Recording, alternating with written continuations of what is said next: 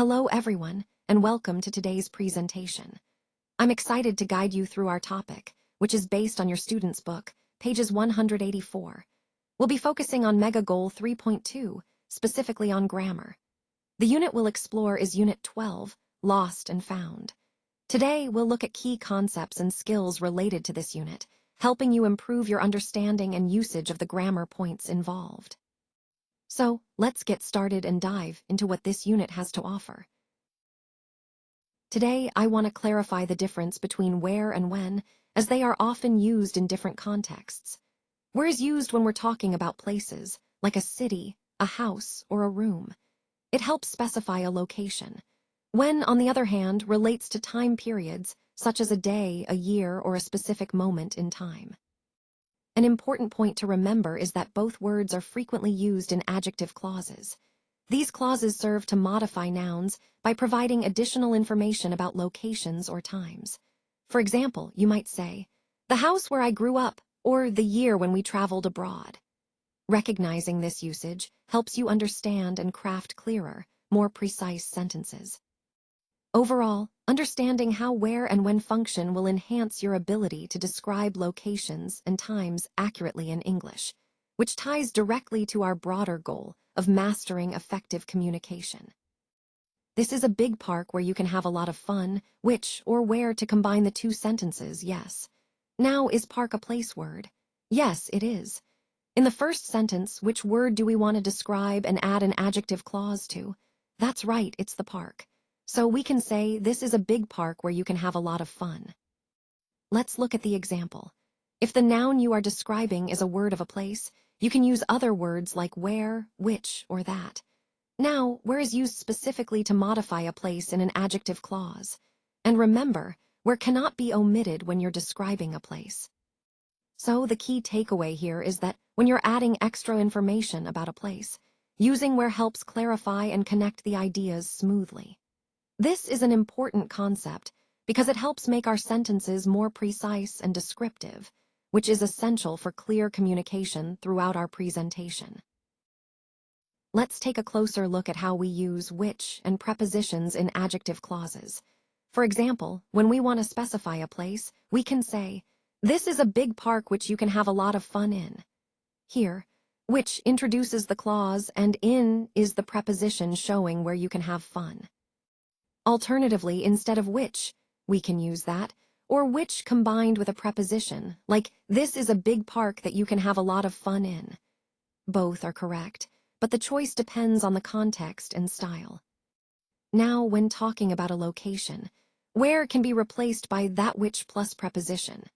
For example, "This is a big park where you can have a lot of fun" can also be written as "this is a big park in which you can have a lot of fun." The key takeaway here is that there are several alternatives to using where in adjective clauses. You can use preposition plus which, or preposition plus that, to give more flexibility and variety in your sentences. Understanding these options helps us connect ideas more smoothly and makes our language more precise and elegant. This concept ties into the overall theme of improving our sentence structure and clarity. Let's take a closer look at this slide. I remember the day when my son was born. Now, notice how we can combine this into a single sentence by adding when instead of a full stop. So we say, "I remember the day when my son was born." The key point here is to understand that when is used to connect a time noun, like day, to give more detail about it. And yes, day is a time word, which makes it a perfect candidate for this kind of construction. In the original sentence, the day is the word we want to describe with an adjective clause. We add when to specify which day we're talking about, namely, the day my son was born. Here's an example. If we're describing a time like day, we can use words like when, which, or that to give more information. When is particularly useful because it modifies a noun or a time, providing a clearer picture. And interestingly, when can be omitted in some cases, especially when the meaning is clear without it. So the main takeaway is that when helps link a time noun to the rest of the sentence, making our descriptions more precise and fluid. This is a valuable tool in constructing clear, detailed sentences, especially when talking about specific moments in time. Now, let's look at some important notes about using which and when in sentences. First, which can be used to refer to a place or a time, but it often appears in relative clauses to add extra information. For example, instead of saying, "I remember the day when my son was born," you can say, "I remember the day that my son was born." Notice that that can also be omitted in this case, making the sentence more concise. Another way to express the same idea is, "I remember the day on which my son was born." So, on which replaces when, especially when you want to be more formal or precise. There are also alternatives for using when in adjective clauses, like replacing when with preposition plus which. For example, instead of the day when my son was born, you could say the day that my son was born, or the day on which my son was born. The key point here is that which and prepositions can often substitute when, giving us flexibility to craft sentences that are clear and stylistically varied. This understanding helps us connect ideas smoothly and enhances the clarity of our communication. Today, I want to highlight a small but important detail about our meeting location. The slide says, "The restaurant where we met was downtown." Notice that we use where to connect the restaurant and the location. Now, there's a common mistake where people might say, "The restaurant when we met was downtown," which isn't correct. That phrase sounds awkward and isn't grammatically right. So the key point here is understanding how to properly use where to describe locations in sentences. This is connected to our overall theme of clear and accurate communication. Recognizing the correct usage helps us avoid confusion and makes our storytelling more precise. Now, I have a little fun challenge for you. See if you can find the fib in this slide. Think about the sentence structures and see if anything stands out as incorrect or unusual. All right, let's take a closer look at this slide. 1492 is often cited as the year Columbus discovered North America. But as we'll see, this statement isn't entirely accurate, and there's an interesting story behind it. What we're really talking about here is how historical facts can sometimes be oversimplified or even mistaken. And in this case, the idea that Columbus discovered North America is a common misconception. In fact, indigenous peoples had been living on the continent for thousands of years before Columbus arrived. So, when we say discovered, it's important to recognize that the land was already inhabited. This slide is a good example of how history can be shaped by the stories we tell and the perspectives we emphasize. And that's exactly why we're finding the fib here, because the truth is a bit more complex than the simple date suggests. Remember, understanding these nuances helps us see history in a more accurate and respectful way. The small town in which I grew up has changed dramatically. You might notice that I changed on to in, because when we talk about a town as a place, we use in rather than on. So instead of saying, "the small town on which I grew up," it's more correct to say, "the small town in which I grew up." This small change actually highlights an important point about language usage. Paying attention to prepositions can make your speech clearer and more natural. And this idea ties back to the overall theme of how language evolves and how small adjustments can have a big impact on communication. Now, I want you to find the fib in this slide. See if you can spot which part might be intentionally misleading or incorrect. Now, let's look at the sentence. "The day on which we bought the car was sunny." Here, notice that we have the phrase "on which" to replace "in" from the original sentence. This change is important because day refers to a specific time, and when we talk about specific days, we use on as the preposition. So instead of saying in day, which is incorrect, we say on day. This is a common point in English where choosing the right preposition depends on the context, time, place, or other relationships. In this case, since we're talking about a particular day, on is the correct preposition. This also highlights the importance of understanding the relationship between words. Knowing that day is a specific point in time helps us pick the right preposition.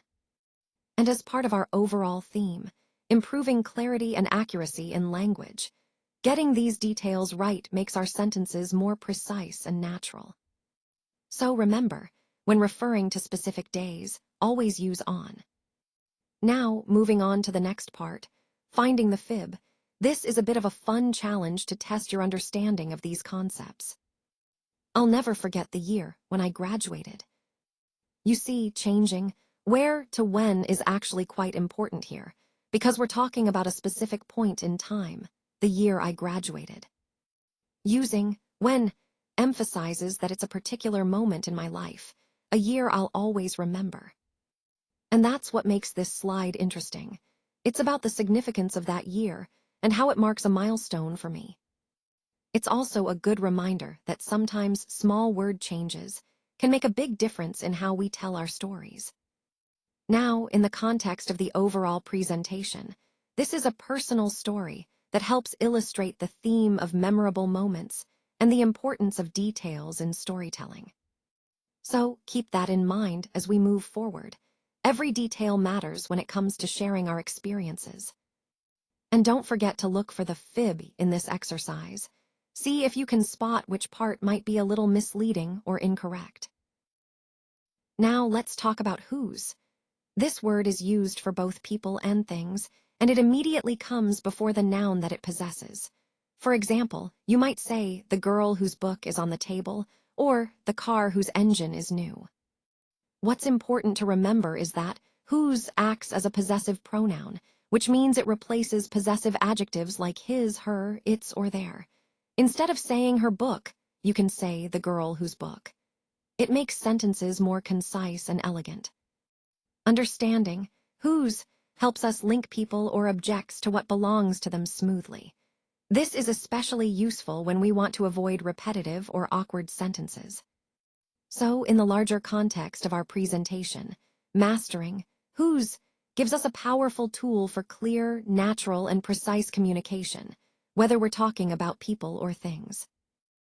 So here we have the sentence, I know the man. His bike was stolen. Now this is a simple example, but it helps us understand how adjective clauses work. When we say, I know the man whose bike was stolen, we're actually combining these two sentences into one, using the word whose. Now what does whose do here? It shows possession. It links the man to his bike, indicating that the bike belongs to the man. Instead of saying his bike, we replace his with whose, which makes the sentence more compact and connected. Think of it like this. The man and his refer to the same person, so his can be replaced with whose, which functions as an adjective to describe the man. This is a key point because it helps us create more precise and fluid sentences. Remember, whose is used to show possession in adjective clauses, and it can refer to people, animals, or things. It's a handy tool for linking ideas smoothly and clearly. So, in summary, understanding how whose works allows us to combine sentences efficiently and express relationships of possession more naturally. This connects to the overall theme of improving our sentence structure and making our writing more elegant. Now let's take a look at how that sentence is constructed. We start with the main idea, she is the girl. Simple enough, right? But then we add more detail with an adjective clause, whose dress was torn on that nail. This clause gives us extra information about the girl, specifically about her dress. It's important to notice that the girl and her refer to the same person. Because of that, instead of repeating her, we use the word whose. This word helps connect the noun girl with the descriptive clause in a smooth way.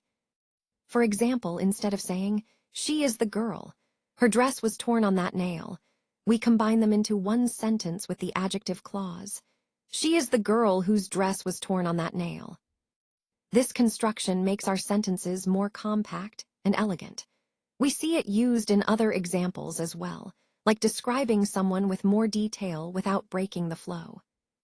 So the key takeaway here is that whose is a powerful tool to link a noun with additional information about it, especially when the information involves possession or a characteristic. This helps us create clearer, more connected sentences in our writing and speaking. Now let's look at how we incorporate the adjective clause after the girl. In this example, we have the sentence, "The girl whose brother is singing loudly is not happy." Here, "whose brother is singing loudly" is the adjective clause that provides more information about the girl. Notice that the adjective clause comes right after the girl, and it uses the word whose to connect the two ideas. Alternatively, you could say, "The girl is not happy whose brother is singing loudly," but this sounds a bit awkward and less natural. The more common and clearer way is to combine these sentences by attaching the adjective clause directly to the girl with whose. Now, to make it even clearer, we can break it down into two simple sentences. The girl is not happy. Her brother is singing loudly. Since her brother refers back to the girl, we connect the two ideas by adding the adjective clause, whose brother is singing loudly, next to the girl. This method helps us add descriptive details smoothly and efficiently. Let's look at some more examples to see how this works in different contexts. Remember, the key is to think about how the adjective clause adds information about the noun, and how whose is a useful word to make that connection clear. Let's talk about answering the grammar questions. When approaching these questions, the key is to understand what each question is really asking. Are you looking for correct verb tense, subject-verb agreement, or maybe proper punctuation? Recognizing the specific focus helps you target your answer more effectively. It's also important to read each question carefully and consider all the options before choosing your answer. Sometimes, a small change in wording can alter the meaning or correctness. Connecting this to our overall theme, strong grammar skills are essential for clear communication. They help ensure your message is understood exactly as intended. So, when you answer grammar questions, you're practicing that precision and clarity, which is crucial in any professional or academic setting. Remember, the goal isn't just to get the right answer, but to understand the rules behind it. That way, you can apply them confidently in your writing and speaking. You know, there are times when I just don't want to get out of bed, those lazy mornings where comfort takes over. And then, there are places where I can have a picnic, enjoying a simple meal outdoors, which really helps me unwind and connect with nature. I also think about how food can be inexpensive in some areas, making it easier to enjoy good meals without breaking the bank. Reflecting on my experiences, I remember when I talked in front of the class for the first time. It was nerve-wracking, but it pushed me to grow and improve my confidence. That leads me to think about high standards, how they challenge us to do our best and excel in different areas. Then I think back to when I went to China. That trip was eye-opening, full of new experiences, and a chance to learn new things about culture, language, and myself. It really showed me how stepping outside your comfort zone can lead to personal growth. And of course, I can't forget the day I bought my first car. That was a milestone, symbolizing independence and the ability to explore more of the world around me. All these moments tie into the overall theme of growth, exploration, and embracing life's opportunities. Each experience has contributed to shaping who I am today, and I hope they inspire you to seek out your own adventures and lessons. So, when we look at these questions, whose drawing, whose meaning, whose books, whose clothes, whose behavior, they all revolve around the concept of ownership and identity. It's not just about physical possessions, but also about understanding who we are through the things we create, the words we use, and how we act.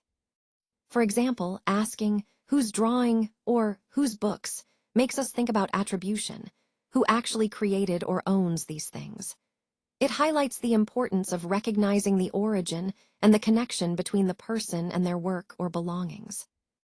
Similarly, whose clothes can reflect personal identity or cultural background, and whose behavior touches on how our actions reveal who we are inside.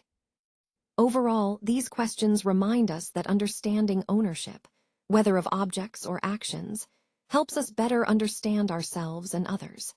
It ties into the bigger theme of identity and how we express it in everyday life. Let's take a moment to go through the answers for exercise F as we review these. I want to emphasize that the key to mastering this exercise is understanding the core concepts we've discussed throughout the presentation. Focus on how each point connects to the bigger picture of effective problem-solving and communication. Remember, the goal is to apply these principles in real-world scenarios, so keep that in mind as you analyze each answer. By thoroughly engaging with this exercise, you're reinforcing your learning and moving closer to mastering the overall theme of this presentation. Thanks for your attention, and I hope this review helps solidify your understanding.